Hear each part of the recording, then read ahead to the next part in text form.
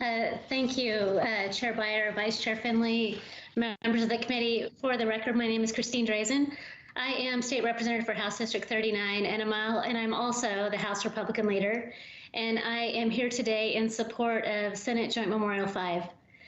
A year ago today, I spoke out in committee in opposition to Oregon's adoption of a cap and trade program.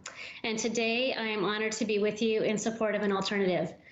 My concerns with Oregon's proposed bill were pretty straightforward for me personally. It would raise prices, disrupt a stable economy, hurt competitiveness for Oregon businesses, and harm the poor. I believe then and believe now that adopting a state-level bureaucracy to a global crisis was not and is not the answer. But legislation before Congress now in the Energy Innovation and Carbon Dividend Act could be. And it deserves their full consideration. The act is not punitive, it is not regressive, it does not pick winners and losers among the American people, and instead provides an equal monthly dividend to everyone with an ITIN or an EIN, and their dependents to offset increased costs of goods and services. The distribution of this dividend, not to energy producers, but to consumers directly, allows the act to be revenue neutral and does not expand the federal government bureaucracy.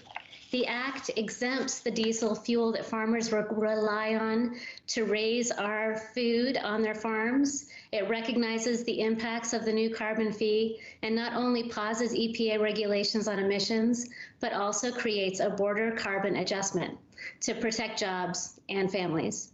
The act acknowledges the value of carbon sequestration and doubles down on this notion that if carbon dioxide can be captured or scrubbed out of an emission source and then sequestered in a permanent form, that it doesn't actually contribute to global warming. I think this is brilliant. The Energy Innovation and Carbon Dividend Act provides a refund for those companies that collect and sequester CO2 produced by coal, oil, or natural gas. The refund would be equal to the carbon fee that was in place when the CO2 itself was created. The CO2 capture and sequestration could be applied to any power plant or manufacturing process that burns coal, oil, or natural gas and vents the CO2 to the atmosphere. Another possible application could be ammonia fertilizer manufacturers, where pure CO2 coming out of the process is often released into the atmosphere but could be compressed and sent to a pipeline that carries it to a sequestration site. This provision in the bill allows carbon capture and sequestration facilities on a level playing field with low carbon energy technologies like wind, solar, power, hydro, nuclear. The act does not hold back funding from the dividends to subsidize or fund private sector research, but simply allows private companies to determine for themselves if they judge the carbon price justifies investing in carbon capture and sequestration. I'm a fourth-generation Oregonian, and I believe in this state and her future. I have the privilege of serving in the legislature to do my part to solve problems and help people. And like the generations of Republican leaders before me, I believe in the values of conservation and stewardship. I also believe in working together for the common good. And when we have the opportunity to work together to support a balanced approach to the challenges that we share, we should take it.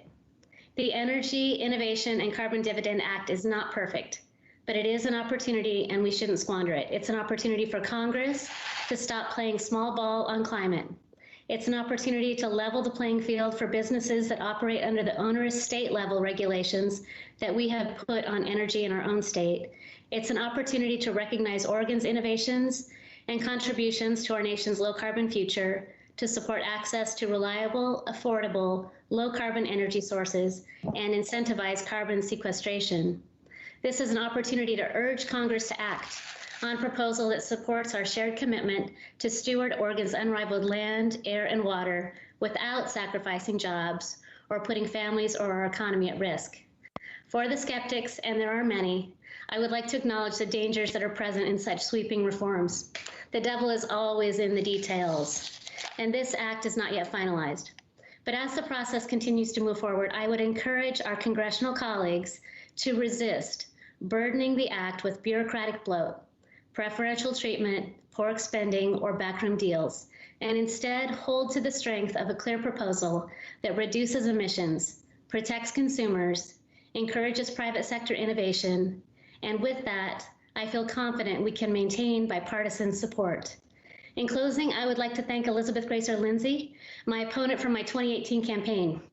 Elizabeth introduced me to the Energy Innovation and Carbon Dividend Act. She was willing to reach out to me when issues mattered to her. She refused to be drawn into fear or anger and instead built bridges across party lines while persistently advocating for bipartisan progress on climate, and for that I'm grateful. I urge your support today of Senate Joint Memorial 5. Thank you.